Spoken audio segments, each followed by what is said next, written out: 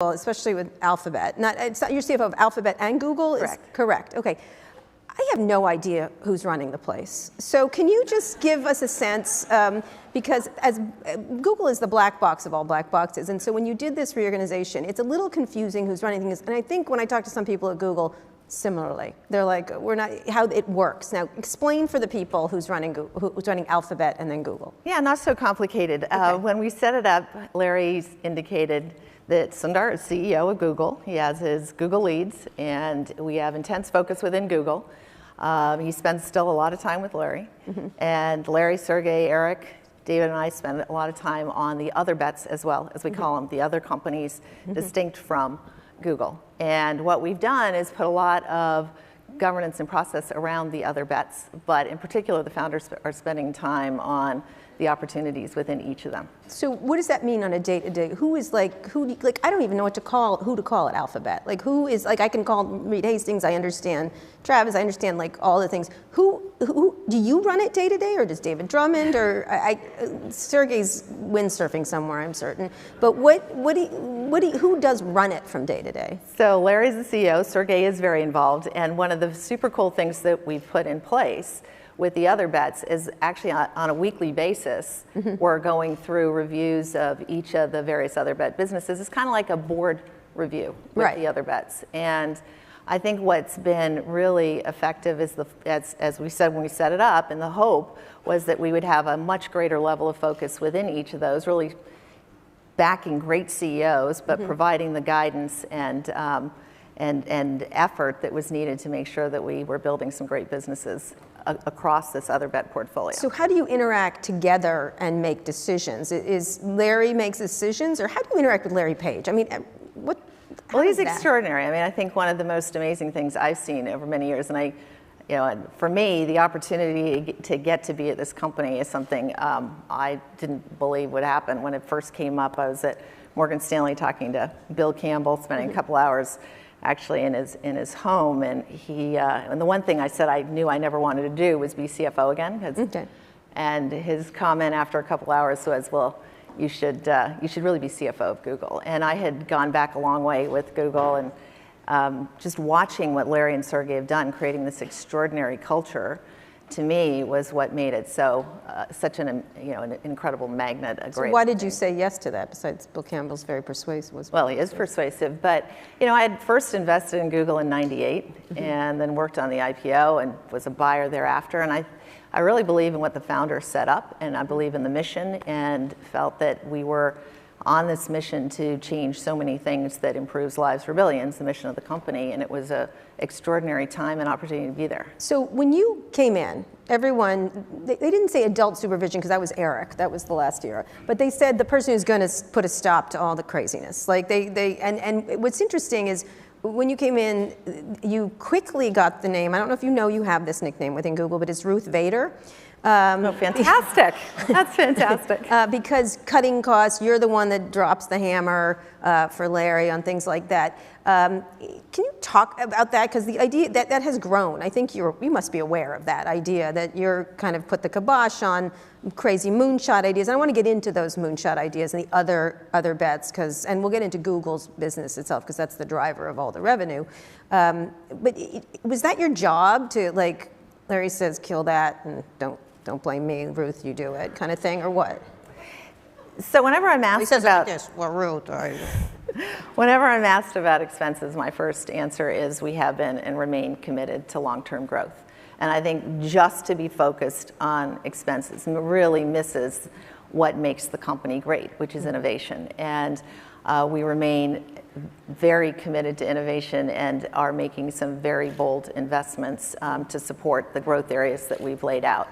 And so that foremost is where we spend our time, which is what are the big bets within Google and what are the bets that we're looking at within the various companies we call other bets.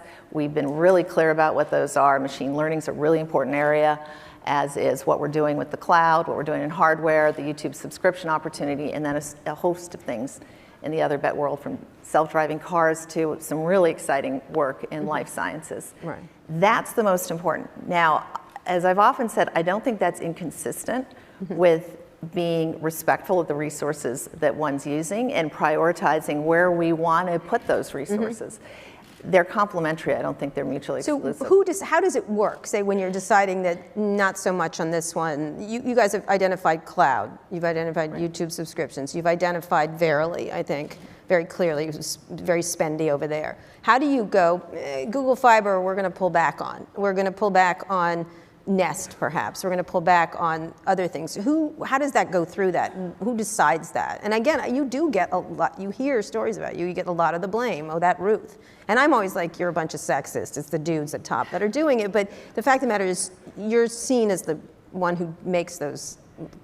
So my view has been that the most valuable thing for leaders to have is clear data about everything they're doing, and then you can make better decisions. In fact, I was quoting Eric's book while I was still at Morgan Stanley, having no idea I would get the opportunity to be at Google, where he said, anchor every decision in data and the rest will follow.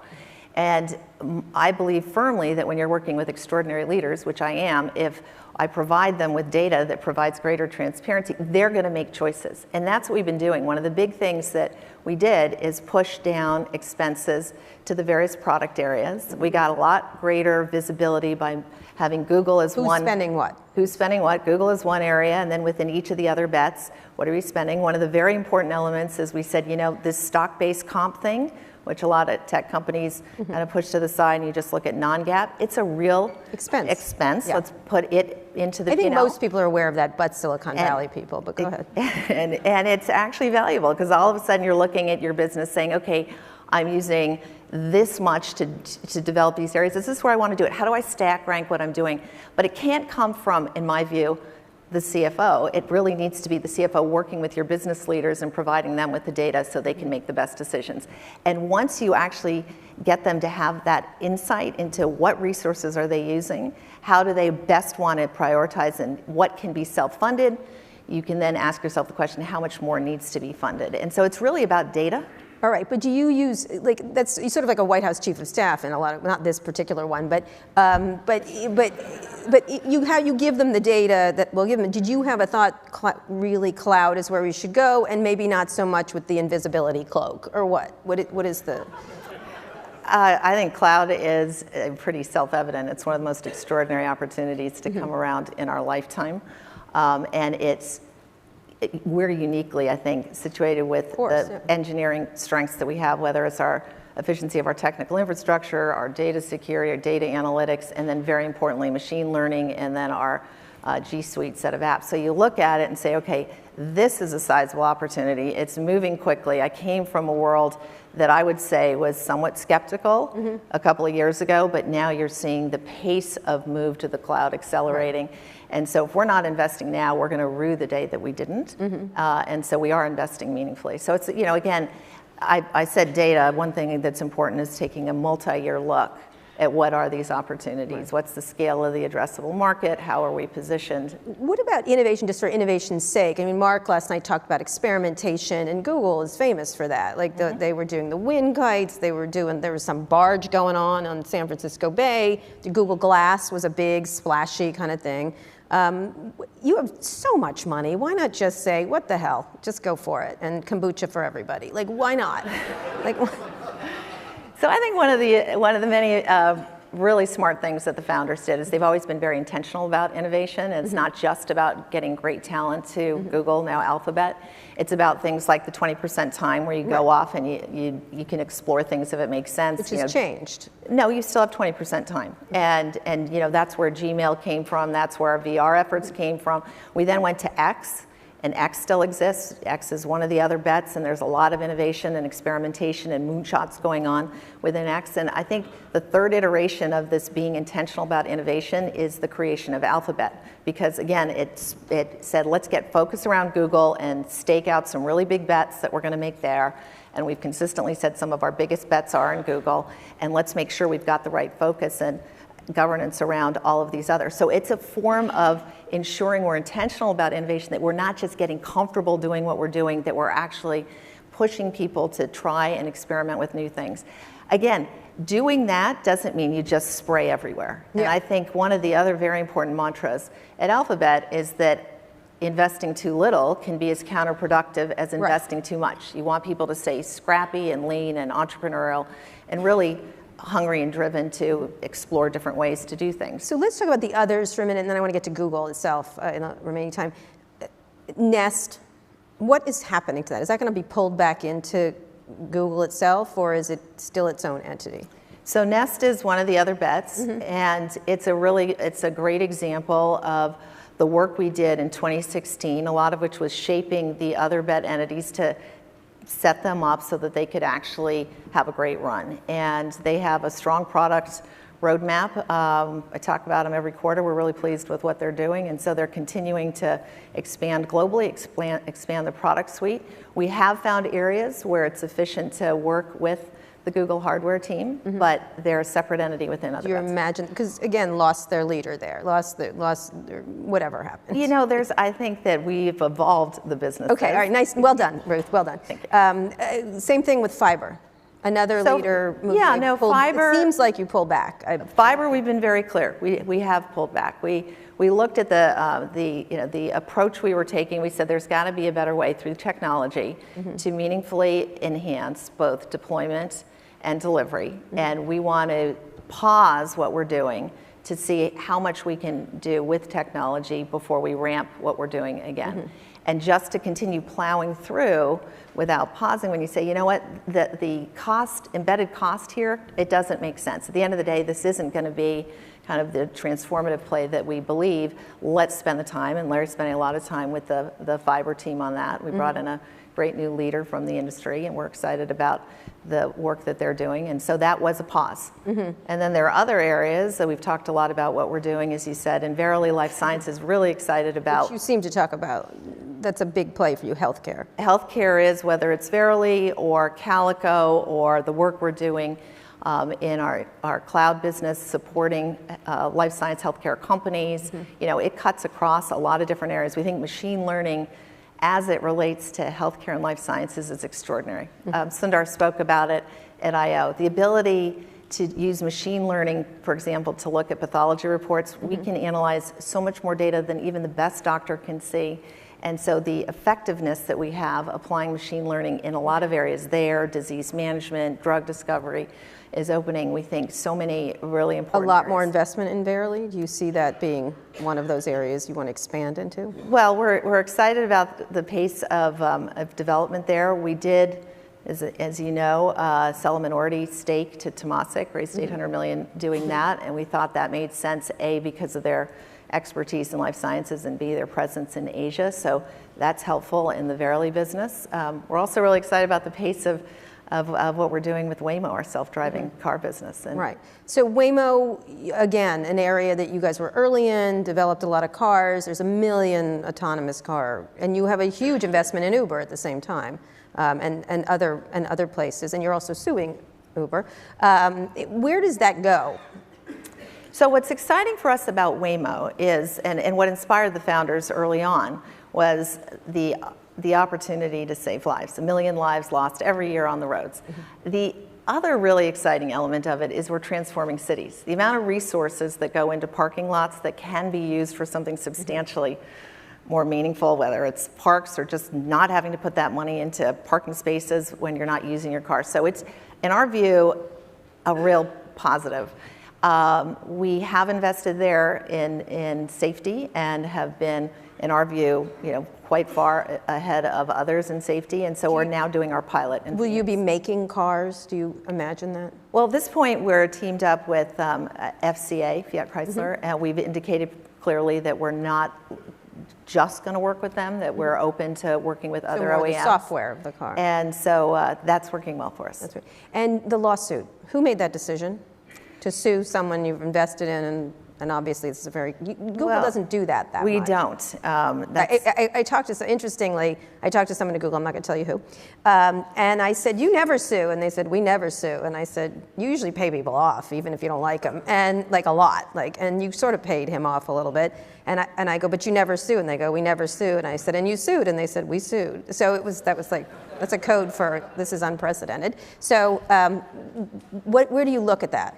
Well, we never sue. So when we do sue, when we do sue, there's it's in our view so compelling we don't have an option but to sue. Mm-hmm. And where would you like that to turn out? The right way. It's a legal case, so I'm going to leave it at that.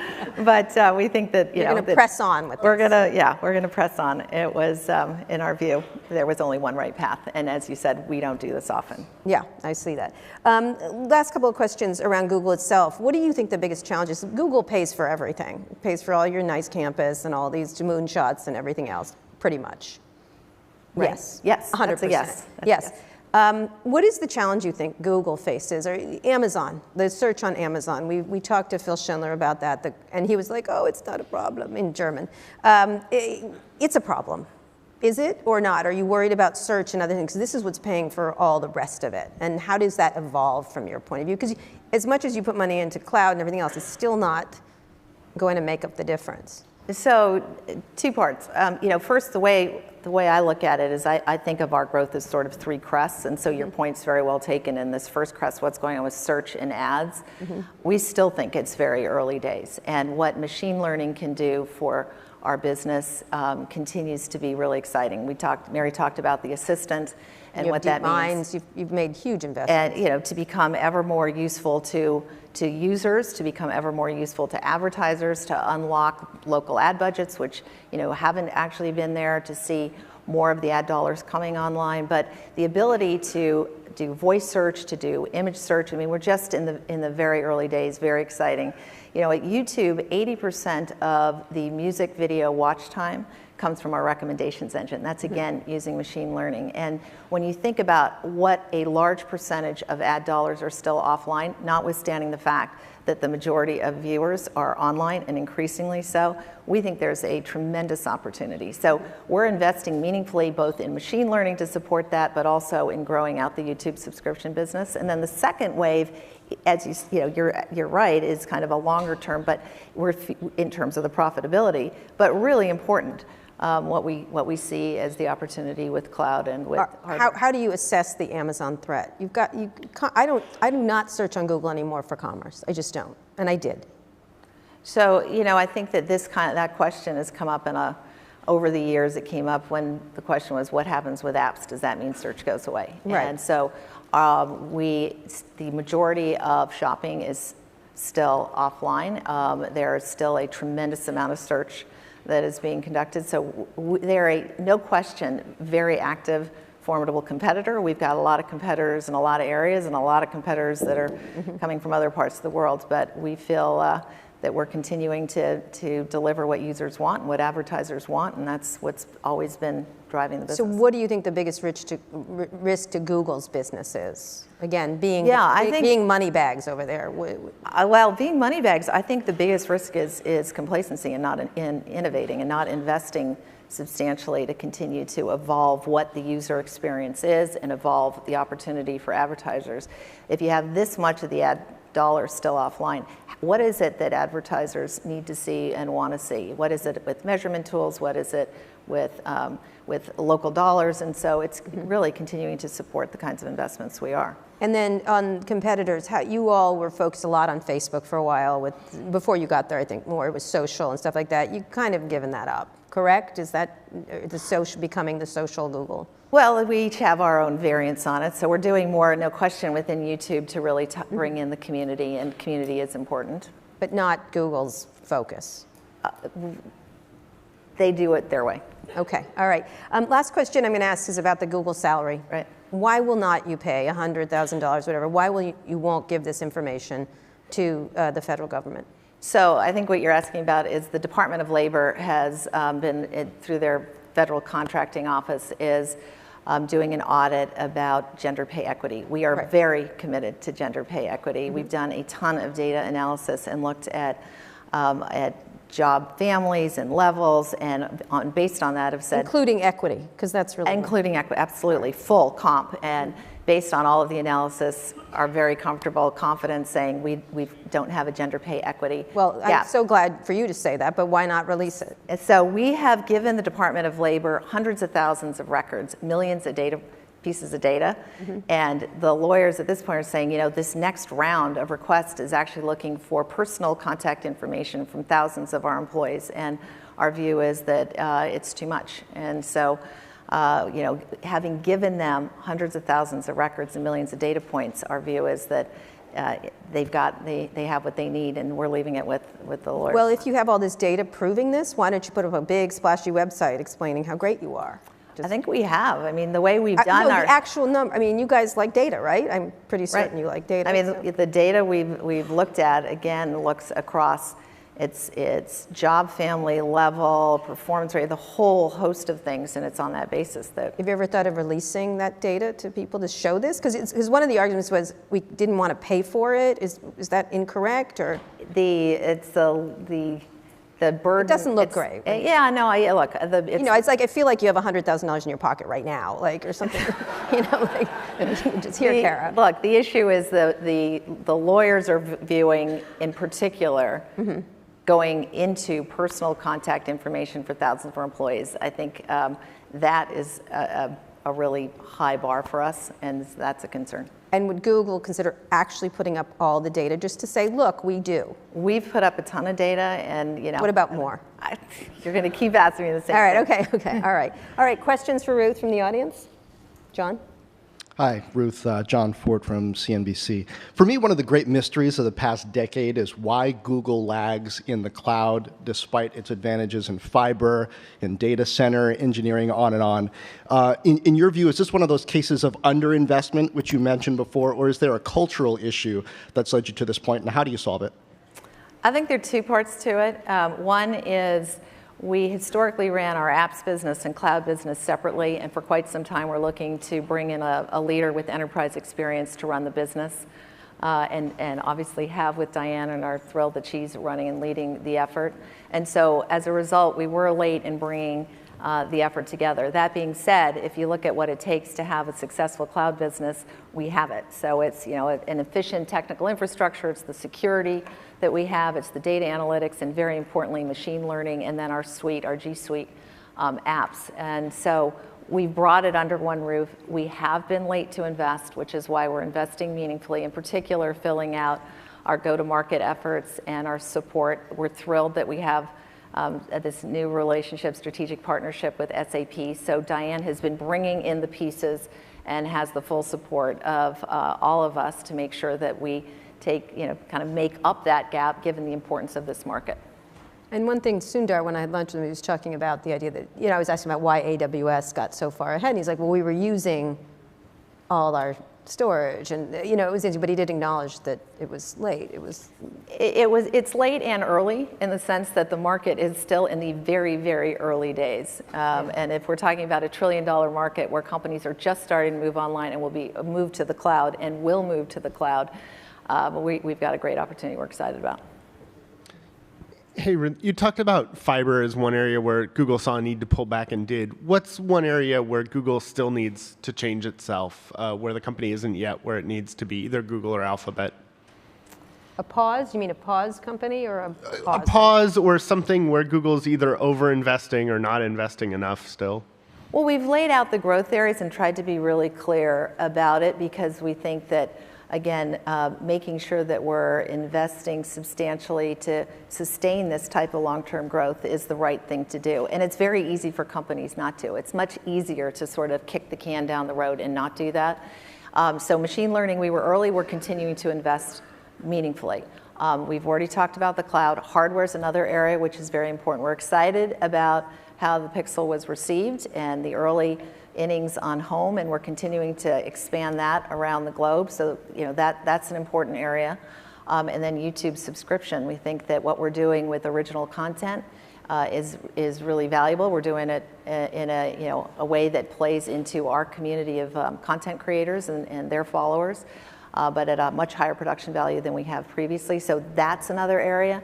And then when you look into the other bets, we're being, I think, very careful not to overinvest or underinvest, but there's some exciting growth areas. Self-driving cars is I think, transformative for lives in cities, as I've said, but there are a lot of other areas within X. So those are the growth areas. When you ask where else Might we be investing?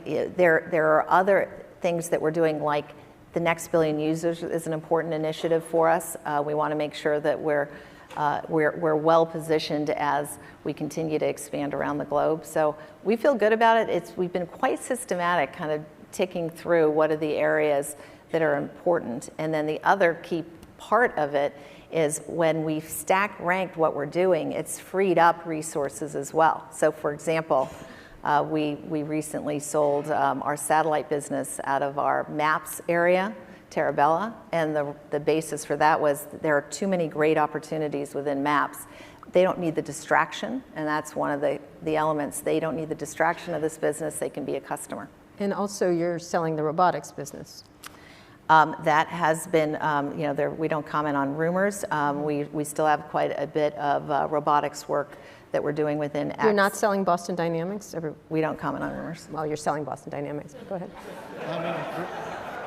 My name is Richard Walpert. I'm the CEO of HelloTech, which is the illegitimate love child of Uber and Geek Squad. And we're working with Google and Amazon and other companies. And going back to the Nest conversation, for us, what we found is it's really a huge separation between dealing with the Nest people and product line and the Google Home people and product line. So I'm wondering why those are still so separate, going even to Waze and Google Maps, which are still separate. So that's one question. The second question is, as aggressive as Amazon's being with Alexa, do you guys feel like you're behind with Google Home, and what are you going to do to try and catch up? I think that's sort of the same thing. Shouldn't you bring it all together to Well, so on Google kick Home, Alexa's ass or something like that? so on Google Home, and the Assistant, we think one of the most important elements for users is machine learning and the language capabilities, translation capabilities, the ability to go much deeper and provide more useful responses to queries, and we'll continue to benefit from that. And so we are investing meaningfully in Home and expanding that throughout the globe. You'll see more of that.